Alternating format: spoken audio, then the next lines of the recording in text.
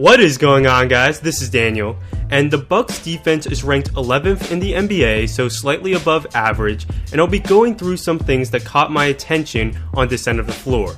Well, let's get to it. The Bucks help aggressively on defense, much more than other teams, and this really stands out. So here when Love will slip to the basket, notice how Henson comes up promptly, is in position, and then Tony Snell will sink and fill to take away the dump-off pass, and here Henson gets the block. When LeBron drives on this play, notice how Greg Monroe steps up even before LeBron has put a foot in the paint. You have Snell dropping low to take away the dump-off pass, and then the next rotation is more advanced. Brogdon will zone between the two shooters, and here he'll intercept the pass. Brogdon again is in the same position, and watch how he anticipates the kick-out pass and gets the deflection. Brogdon is really quite good at this. Again, he zones between two shooters, but one of them will cut to the basket, making things more difficult. But Brogdon sees the cut and gets the steal. Really nice stuff. All this who goes where and why can be very tough to understand, so let me explain this stuff the best I can. Monroe is the one stepping up here on the drive as he is guarding Thompson, who is in the lane. Giannis is dropping low to prevent the dump-off pass as he is guarding Shumpert, who is the corner shooter. Delly is zoning between the two shooters as he is guarding Kyrie, who is the next player on the perimeter after Shumpert on that side of the floor. Here, the Bucks play good defense and force a difficult shot. These rotations are more complex than that, but that's all you really need to know. And here, this is a terrific defensive possession as you see the Bucks rotating all over the floor. And this is really what coaches dream about at night, a perfect defensive possession against a great offense. I like the way they are committed to help defense, but there are times they can overhelp, and this is a good example. Henson comes to help here, and when the ball is this much on the perimeter, I call this loading up. And what happens here is Snell is dropping low to take away the pass to Thompson, but Thompson simply bullies him, shoving him out of the way, and this frees up the alley-oop. Helping like this makes it more likely one will make a mistake, and Giannis here makes an error as he does not get in front of Iguodala, allowing the pass inside and giving up the kick-out three. Giannis zones between two shooters here, and he just leans a tad too far in one direction, giving up the kick-out three. Probably the best way to expose this kind of defense is with a cut. Here on a drive, Giannis has to zone between two shooters, but he's watching the ball, and if one of them cuts to the basket, Giannis probably won't see him in time, and it'll be a layup, which is what the Cavs get here. On a similar play I showed you earlier, Brogdon got a steal, but that was rare. Same thing again, drive, weak side cut, layup.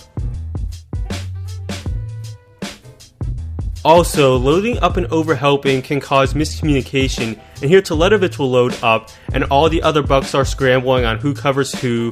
Meanwhile, Channing Frye cuts to the top and gets an open three, and that can't happen.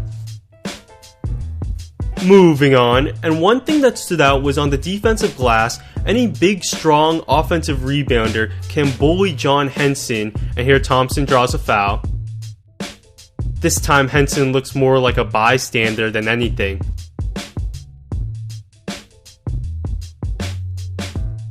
He's not super aggressive and lacks strength, and here he gives up the tip-in. Henson simply wasn't able to block out Thompson effectively, and here he fouls him. The best rebounders are like vacuum cleaners, and Henson is not that. And on this play, he makes Zaza look like a tip god.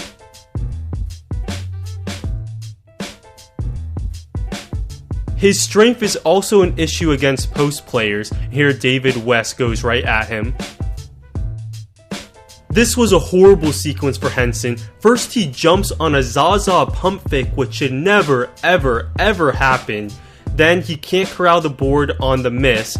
And what do the Warriors do when they get the ball back? Go to Zaza in the post, who abuses Henson inside. Though to be fair to Henson, Zaza may be an all-star. So while Henson is light on his feet and provides rim protection, for a defensive-oriented player, he's far from a great defender. Giannis's fantastic length is evident on defense, and this time he'll block D-Wade's jumper, and this results in a fast break dunk for him. He has a 7'3" wingspan, which is great for a perimeter defender, and here he deflects the pass.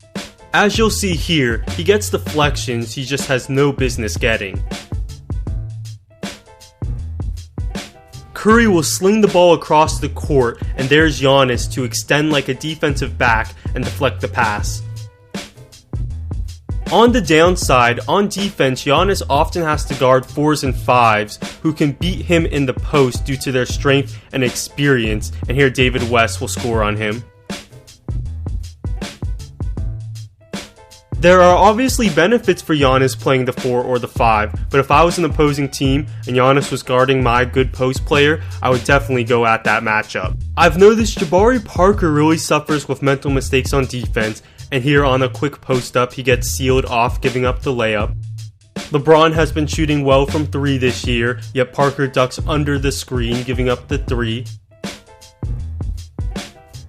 Notice this time how Parker will help one pass away off LeBron in the corner when it wasn't his help responsibility, and LeBron nails the open 3.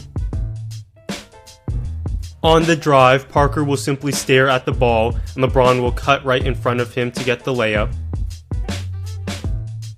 Parker is clearly guarding LeBron, yet when LeBron passes it out, Parker doesn't guard anybody. He doesn't help, but he also doesn't stay with LeBron, which leaves LeBron open.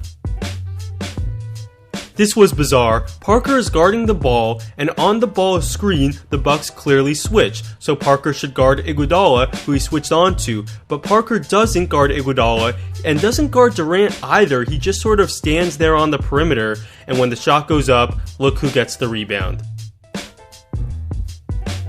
On this play, he'll bite on a pump fake and foul a jump shooter.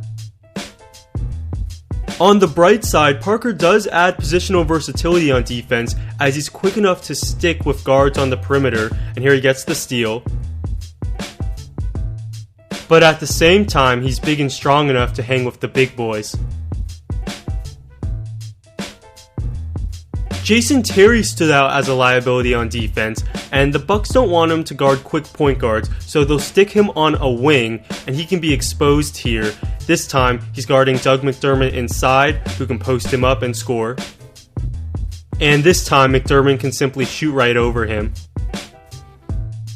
And I couldn't believe this. This wasn't a switch, this was actually the Bucks' strategy to put Terry on the 6'10 Nikola Mirotic, and of course the Bulls simply post him up and Terry has to foul. This time Terry is guarding Shumpert, who is far from a scorer, yet Shumpert blows right by him. In the pick and roll, the Bucks bring their big man high to contain the ball.